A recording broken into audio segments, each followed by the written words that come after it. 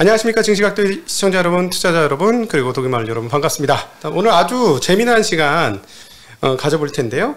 오늘은 투자하고 상관이 있나 하는 생각이 드는 그런 내용으로 여러분들 만나게 되도록 하겠습니다. 자, 저자와의 대담, 각도기 독일 책방 딥 인사이드인데요. 네.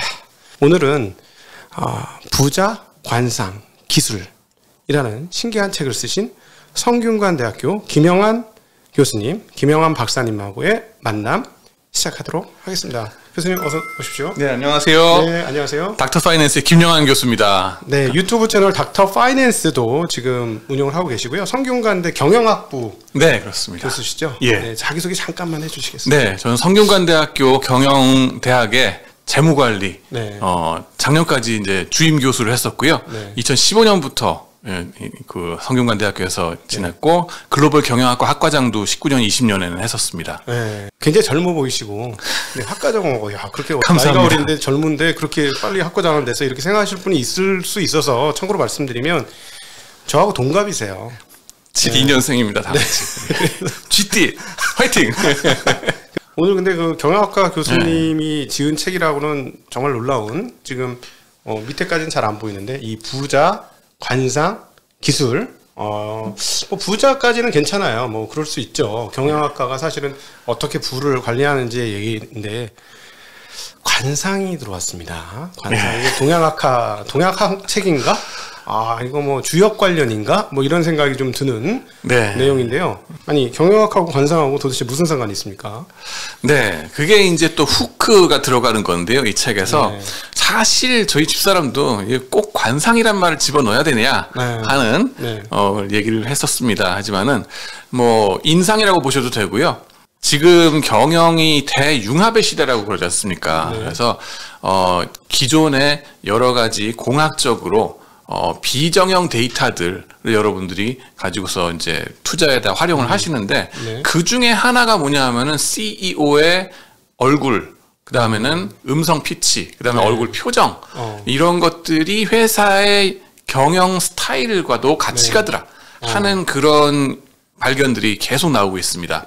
이게 뭐 한두 명 가지고 테스트 해가지고 나오는 게 아니라 한 1200명 CEO들, 제가 한 경우도 1200명 넘게 이제 데이터에 들어가는 거고요. 그 다음에는 뭐 주식 애널리스트 분들 한 뭐 3000명, 뭐 이런 단위로 그냥 들어가고, 헤지펀드 매니저들 한 2500명, 이런 그 숫자로 해가지고, 쭉 통계적으로 해서 밝혀지는 바입니다. 요즘 대단히. 이것도 정말 데이터 뭐 애널리시스고 데이터 과학이 되는 거네요. 맞습니다. 따지고. 그래서 이제 뭐 그 빅데이터다, 뭐 데이터 사이언스다 하는 그런 것들의 가장 최첨단이라고 저는 자부를 하고요. 관상. 그러고 보면 이제 우리 동양에서 이미 과학적인 접근법이 있었던 거야. 네, 그 지점도 사실은 일리가 있는 말씀입니다. 이제 뭐 관상이라든가 하는 게 중국뿐만 아니라 인도에서도 그런 게 있었더라고요. 페이스 리딩 해가지고 그런 것도 있고 우리나라도 있고요. 그런 점에 있어서 이제 수천 명, 수만 명을 오랜 역사 동안 봐온 것이 그중에 일부는 조금 과학적으로 백업이 되는 게 아니냐 하는 의문도 저희들이 가지게 됩니다. 최소한도 저희들이 뭐 그렇다고 여기서 무슨 점이 어디 났다고 해서 뭐 어떻게 되고 여기가 무슨 뭐 어디 그 뭐 뭐라 그러죠? 다크서클이 어디 생겼다고 해서 뭐가 어떻게 되고 이런 게 아니라 이제 골상이라 그래야 될까요? 이게 뼈가 성장하는 것. 이것이 하필이면은 남성 호르몬, 특히 리스크 테이킹, 공격성, 여러분들이 주식 투자를 하거나 하는 그런 거에 대한 그 공격성 호르몬이거든요. 그것이 여러분의 골격 성장하고 같이 가더라 하는 것 때문에 그렇습니다.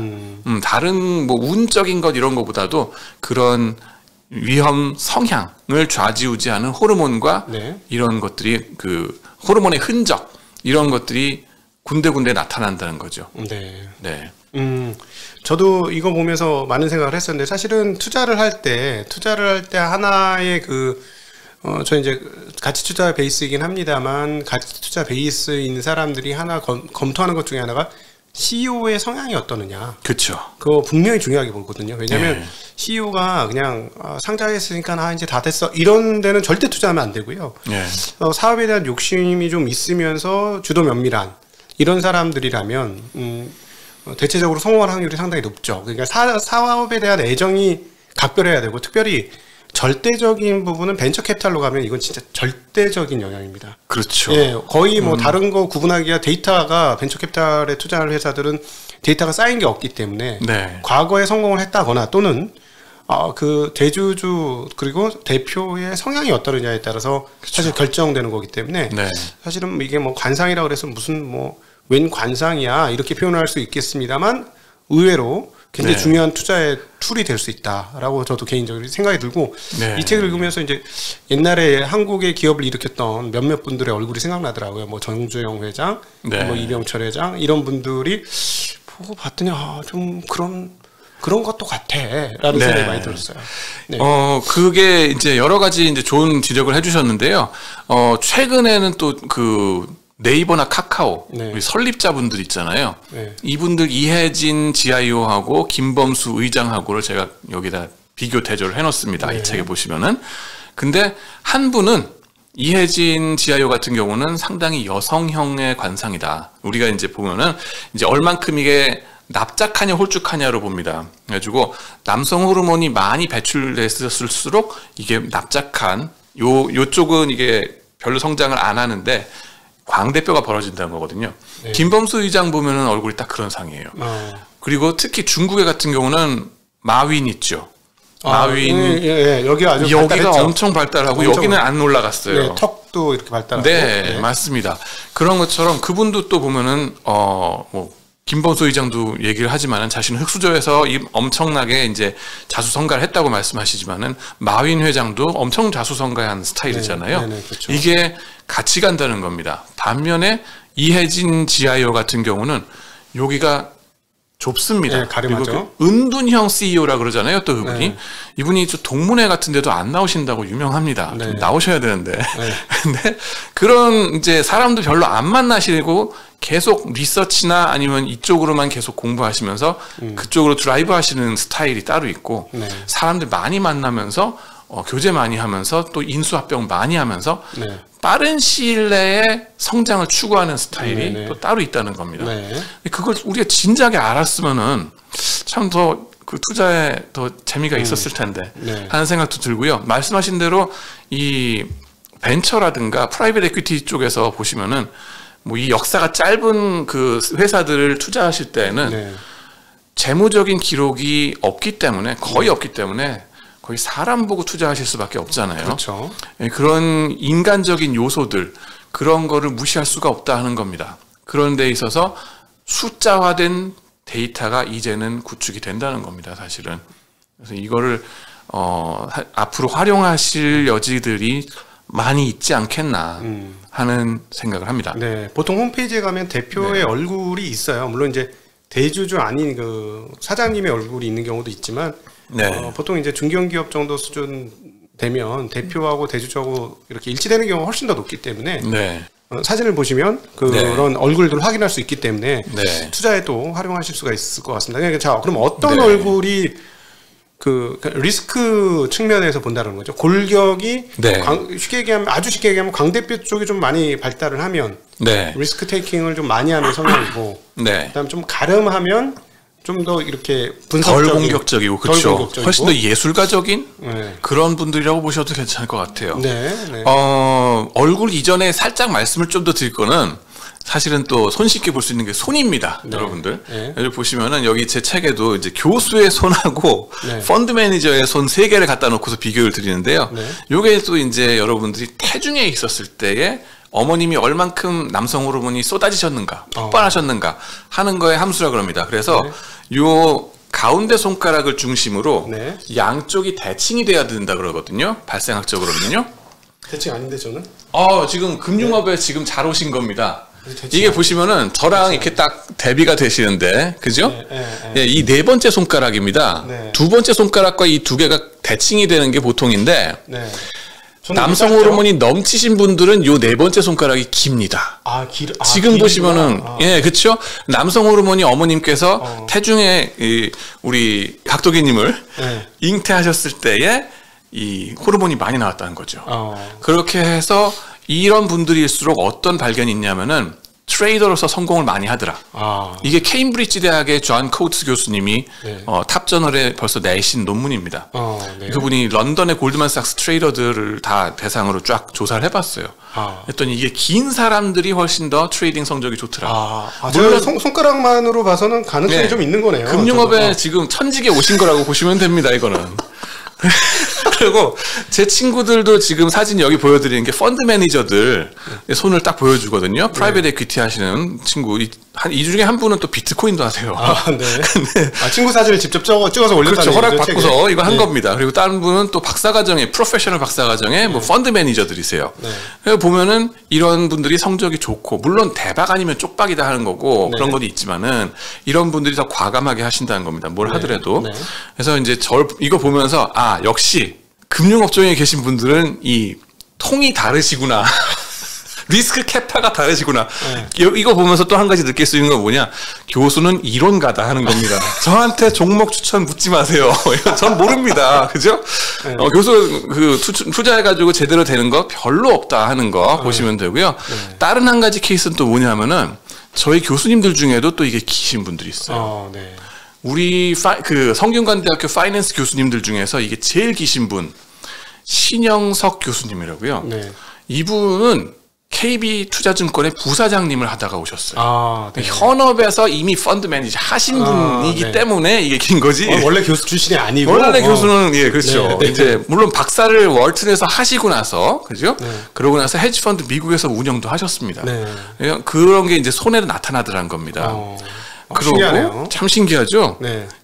그리고 재밌는 게 뭐냐면 이게 이제 바이오메트릭 데이터라고 해가지고 여러분들 이제 여권 사진이나 아니면은 그 출입국 하실 때 손가락 4개를 다 올려놓지 않습니까? 그게 길이가 자동적으로 웬만해서는 추정이 됩니다. 물론 에러가 있지만은 어느 손가락이 더 길다 덜 길다 하는 거. 이런 것들이 사실 인도 같은 경우는 이 손 데이터를 이제 지문을 손 4-5개를 다 데이터베이스로 한다 그럽니다. 그러면은 이 각자의 리스크 프레퍼런스가 이제 숫자화가 된다는 거죠. 그런 정도로 지금 발전하고 있다 하는 거고요. 그 다음에 이제 리스크 프레퍼런스가 나타나는 것이 얼굴이 있고, 그다음에는 목소리가 있습니다. 요거 목소리에 대해서는 또 나중에 말씀드리겠지만 이게 성대가 발달하는 거가 제가 또 성대 교수지 않습니까? 성대를 연구할 수밖에 없습니다. 그래서 이 성대가 사춘기 때 막 이렇게 변성이 되잖아요. 이게 남성 호르몬이 폭발하는 사람일수록 이게 커집니다. 목젖이 커진다. 목젖이 그 성대가 커져서 큰 북이 울리면 어때요? 작은 북보다 소리가 두껍게 둥둥둥 내려간다는 거죠. 이게 엄청 더 내려갑니다. 그래서 그거가 이제 남성 호르몬과 같이 가서 CEO도 남성 호르몬이 그러니까 낮은 음성의 사람들이 더 많이 큰 회사로 움직이더라 하는 연구들도 지금 벌써 나왔고요. 뭐 그건 나중에 말씀드리겠습니다만은 제가 지금 여기 책에서 보여드린 거는 얼굴 얘기입니다. 그래서 얼굴에서 이거는 아직 조금 완전히 호르몬 때문에 되는 거냐 아니냐에 대해서는 과학적으로는 좀 더 테스트를 해봐야 됩니다. 어떤 논문에서는 이게 그렇다고 나오고 어떤 논문에서는 아닌 것 같다고 약간 이론의 소진이 있지만은 그럼에도 불구하고 계속 밝혀지는 게 뭐냐 하면은 폭이 넓은 납작한 분들이 공격성이 강하다. 특히 사회적 지위, 높은 지위를 가고자 하는 열망이 강하신 분들이다. 영어로는 그걸 achievement drive라고 그러더라고요. 그래서 내가 1등을 해야 되겠다. 내지는 이 피라미드의 꼭대기에 내가 있어야 된다. 하는 분들이세요. 남의 밑에서는 일하기 싫어하시는 분들이죠. 말하자면은. 그래서 위에서 형님 대접을 받고자 하시는 욕구가 대단히 크신 분들입니다. 그래서 보면은 이제 이혜진 GIO, 김범수 의장 이제 사진이 이렇게 나오는데요. 이제는 이거를 얼굴 사진만 입력을 하시면은 그게 얼굴 인식이 자동적으로 되면서 거기서 요 가로 세로 비율을 측정을 해줍니다. 제가 또 웹사이트를 그걸 만들었어요. 저희 학생들하고 같이 파이썬으로 이걸 만든 겁니다. 그래서 거기에 www.fwhrmeasuring.com에 가시면은 언제든지 여러분들이 셀카 찍으셔가지고 업로드 하시면 돼요. 네. 여러분의 이 비율 숫자가 나오고 동시에 한국 CEO 분들의 평균 대비 얼만큼 되시나, 네. 그리고 미국 CEO 평균 대비 얼만큼 되시나, 네. 이런 것도 거기에 보실 수 있습니다. 예. 네. 근데 사실은 동양인들이 훨씬 더 이 광대뼈가 발달돼 있을 것 같고 서양인들은 별로 발달 안 될 것 같은데 말이죠. 그런데 저도 그럴 줄 알았어요. 네. 실제로 해보고 나니까 그렇지가 않더라는 겁니다. 뭐냐면은 동양인들은 이 세로로도 길어요. 근데 한마디로 얼굴이 크다는 겁니다. 우리가 다 같이. 서양인들은 얼굴이 작다는 거예요. 이 팔등신이 나오는 게 이유가 있었어요. 요게 전반적으로 이 위아래가 작고 요거는 비슷하게 벌어졌거든요. 그러니까 비율상 서양 애들이 더 이게 더 튀어나오는구나. 큽니다. 수치가 큽니다. 네. 동양인들은 저 같은 경우도 그렇고 여기 FWHR 거기 그 웹사이트에 가보시면 또 나오는데 여기 보시다시피 이제 얼굴 사진을 여기에 이제 업로드 하시면 되고요. 네. 그러고 나서 브라우저에서 사진 찾고 업로드 누르시고 여기 비교해 보시면은 미국 CEO, 한국 CEO가 평균하고 표준 편차 나오거든요. 네. 표준 편차는 비슷하게 0.14, 0.13 나오는데요. 네. 미국 CEO는 1.88. 네. 한국 CEO는 1.76. 그래가지고 0.1 정도가 차이가 납니다. 이게 더 88이라는 건 숫자가 네. 높을수록 납작하다는 겁니다. 네. 네. 그래서 서양 그 사람들은 더 납작한 얼굴이다 하는 걸 아실 수 있고 그렇기 때문에 팔등신이 나오고요. 한국 사람들은 이게 위아래로 깁니다. 네. 그래서 숫자가 작게 나올 수밖에 없다 하는 거고 그래서 우리가 팔등신이 나오기가 힘들다 하는 겁니다. 네. 네. 그래서 보면은 이제 남성 호르몬이 많을수록 공격성이나 위험 선택을 많이 하더라 하는 연구는 이제 뭐 요즘 많이 되고 있는 연구인데 특히 요즘 하버드의 케네디 스쿨 네. 거기에 제니퍼 러너 교수님 같은 경우에도 보면은 뭐 이 테스토스테론 남성 호르몬을 직접 채취해가지고 검사를 하세요. 그러면은 이제 호르몬이 많은 사람들일수록 더 많은 부하 직원을 거느리더라 하는 걸 벌써 이제 찾아내셨고요. 그다음에 저랑 같이 이제 미국 텔레비전에서 인터뷰를 하면서도 저의 발견에 대해서도 맞는 말이다. 그거에 이제 같이 가더라 하는 걸 좀 얘기를 해줍니다. 그리고 또 남성 호르몬이라고 하는 거가 이거 뭐 싱가포르 구렁이 얘기도 뭐 약간 해도 괜찮을까요? 이거는 뭐 네 이게 말하자면은 그 약간은 진화론적인 거기도 합니다. 네. 그래서 이제 남성 호르몬이 언제 폭발하느냐 공격하는 거거든요. 어디인가에 공격을 받았을 때에 네. 적으로부터 혹은 동물로부터 이걸 받았을 때에 그걸 방어하고 반격해 나가는 과정에서 폭발하는 호르몬입니다. 네. 그렇기 때문에 리스크 테이킹 위험 감수를 하게 만드는 거고요. 네. 단적인 예가 이제 제가 싱가포르에서 살 때에 저희 교수 아파트 13층 꼭대기인데 네. 거기에 새벽 3시에 구랭이가 막 발견이 됐어요. 집안에 마루에 아파트에. 네. 거기는 열대 우림 기후라서 좀 놀라실 필요는 없습니다. 근데 실제로 보면 엄청 놀라죠. 네.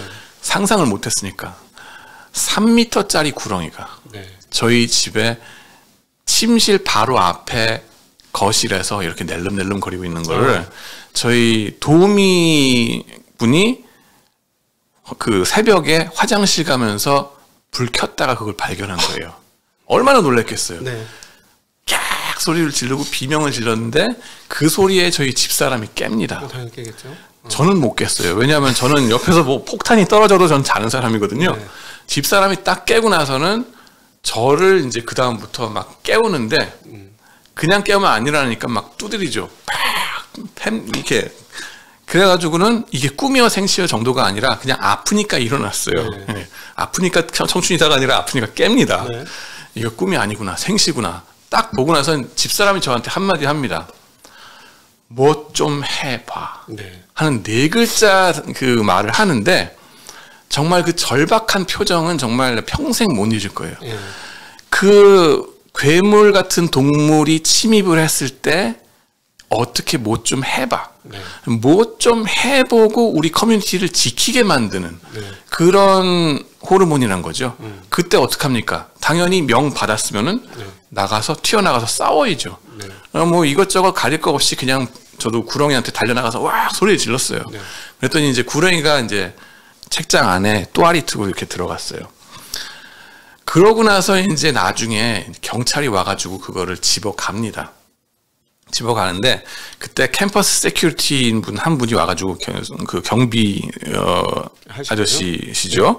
오셔가지고 저한테 그 얘기합니다.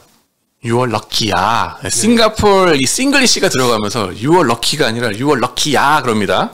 그러니 뭔 소리냐? 운이 좋았다는 거죠. 왜 좋은데요? 딴 게 아니라 저게 블랙 코브라였으면은 우리 경찰을 부르고 뭐고 할 시간도 없다.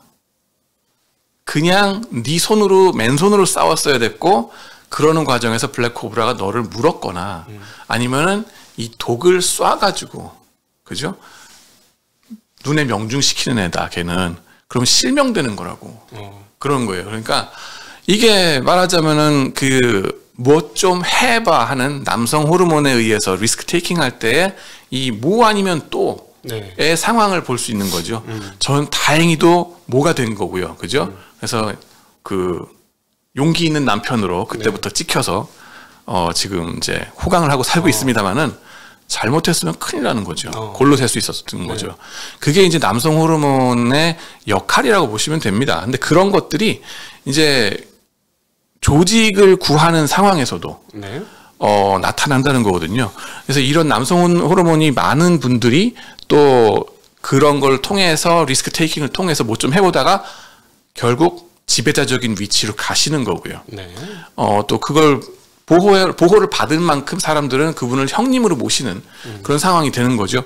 물론 그렇다고 해서 뭐 남자들만 그런 거냐? 아니요. 여자분들도 마찬가지입니다. 여자분들도 요즘은 뭐 남성 호르몬 많이 넘치시는 분들 사회생활에서 리더 역할 많이 하시죠. 그래서 또 그런 점들도 또 나이를 있고요. 먹으면 또 점점 더 그렇게 되는 것 같은데. 그런 것 같죠, 그렇죠?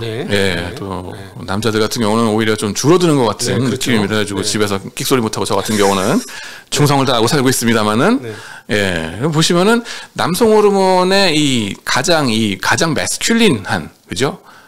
상남자 얼굴을 가진 사람 뽑으라 그러면은 마이크 타이슨 권투 선수 딱 보시면은 필이 딱 옵니다. 숫자로 지금 측정해서 1.95 정도 나옵니다. 반면에 저스틴 비버 같은 연예인들은 이 1.73 정도 나옵니다. 이 비율이 말하자면 좀 미적인 기준 그런 거랑 같이 가서 방송하시는 분들 보면 이런 숫자가 많이 나옵니다. 저스틴 비버 아주 미소년이죠. 그렇죠. 여리여리하게 생겼죠.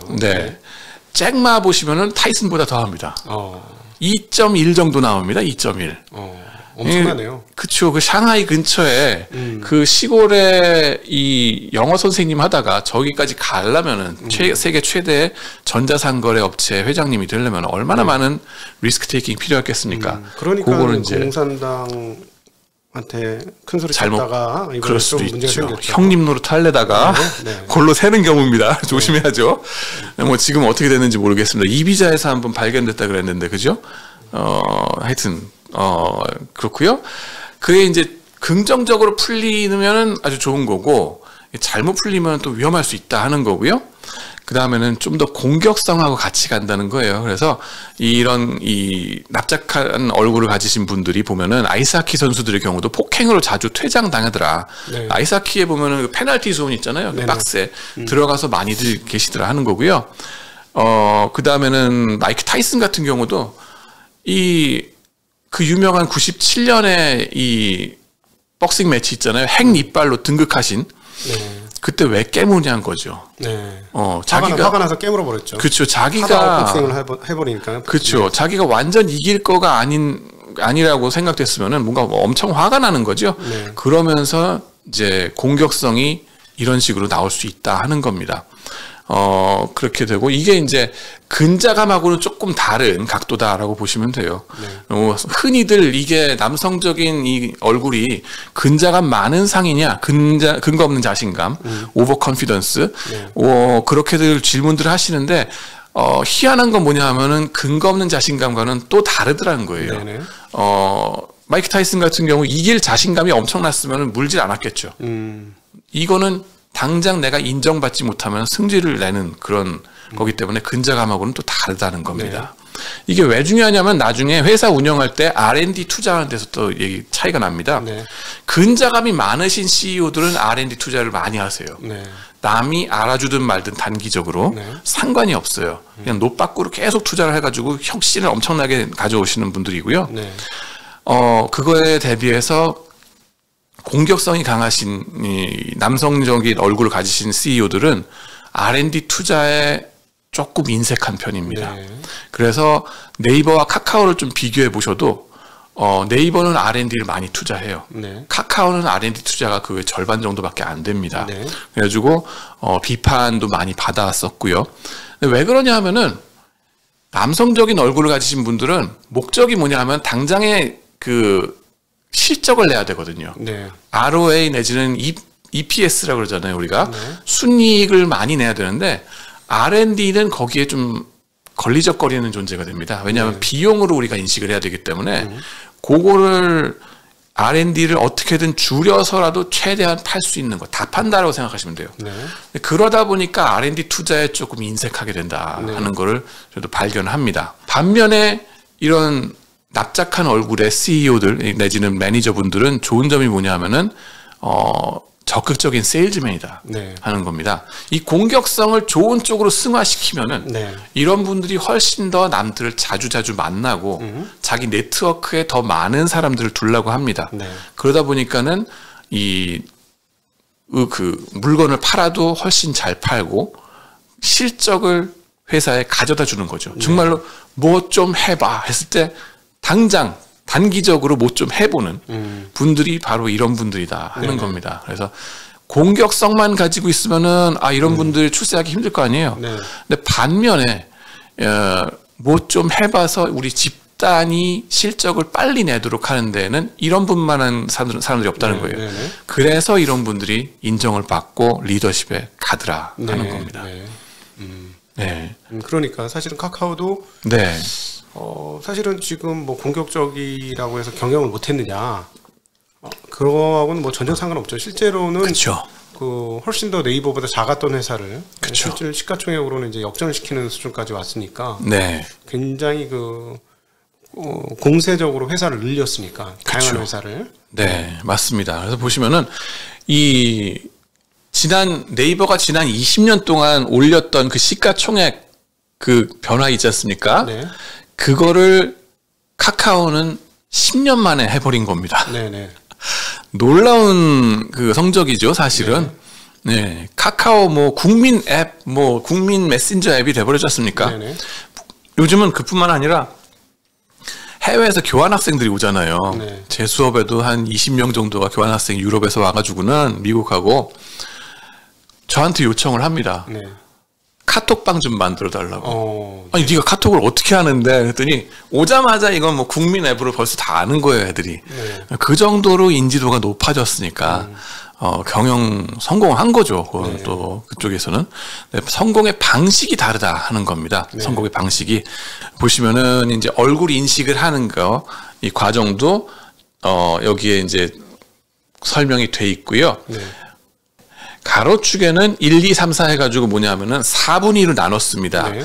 이 미국 CEO들 1200명 되는데 가장 남성형인 가장 납작한 얼굴 4분의 2가 요 4번입니다. 네. 그리고 가장 여성형인 이혜진 스타일이라고 보시면 돼요. 네. 그분들이 이쪽 4분위에 있습니다. 그 중간 분이고요. 네. 예, 1, 2, 3, 4 이렇게 단계로 쭉 보시면 가장 상남자, 가장 여성형이 됩니다. 네, 왼쪽으로 가면 여성형. 네. 첫 번째는 그래프가 이제 자산으로 봐서 가장 남성형의 납작한 얼굴일수록 큰 회사를 운영하더라 하는 게 직선적으로 나오죠. 네. 두 번째로 나오는 건 뭐냐 하면은 이제 ROA 회계 실적입니다. 네. 그리고 뭐 EPS라든가 이런 거 봤을 때 좀 더 남성형으로 갈수록 이게 좀 많아지더라. 물론 맨 끝에서는 약간의 차이가 있지만은 오히려 너무 남성형인 분들은 좀 떨어지고 그럴 경우가 있다는 겁니다. 이게 이제 나중에 말씀드리겠지만은 조금 실수하실 수도 있다는 거예요. 하다가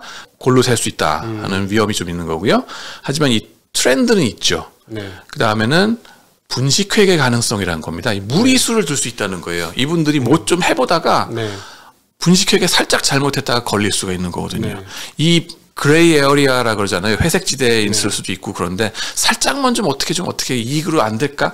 이런 거를 많이 자꾸 하다 보니까는 분식회계로 걸릴 확률들도 미국 회사의 CEO들 이게 상남자가 좀 높더라 네. 하는 게 나왔고요. 이건 벌써 어카운팅 회계학 탑저널에 나간 얘기입니다. 네.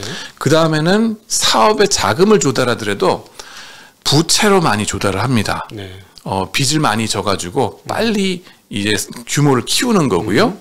그 다음에는 인수 합병 성향 이게 진짜 중요한데요. 네. 보시면은 회사가 성장을 하는 데는 오르가닉 그로스라고 내부적으로 해서 계속 크는 방법이 네. 있는가 하면은 남의 회사를 잡아먹는 게 있잖아요. 네, 그렇죠. 잡아먹는 방식으로 큰다는 겁니다. 네. 이게 단적으로 네이버하고 카카오가 다른 점이라고 보시면 돼요. 그렇죠. 네. 물론 네이버도 인수합병을 하지만 이만큼 카카오만큼 자주 하지는 않죠. 네네. 계열사 개수도 나중에 엄청 다르다는 걸 보실 수 있을 겁니다. 상남자 얼굴을 가진 분들의 행동 특성 약간 말하자면 양날의 검, 양날의 칼이다. 네네. 이렇게 보시면 좀 좋을 것 같습니다. 네. 성취 지향성이 강하다 하는 거. 하지만 무리수를 두다가 실수도 많이 할 수 있다 하는 거. 네. 이런 점들 여기 나오고 있습니다.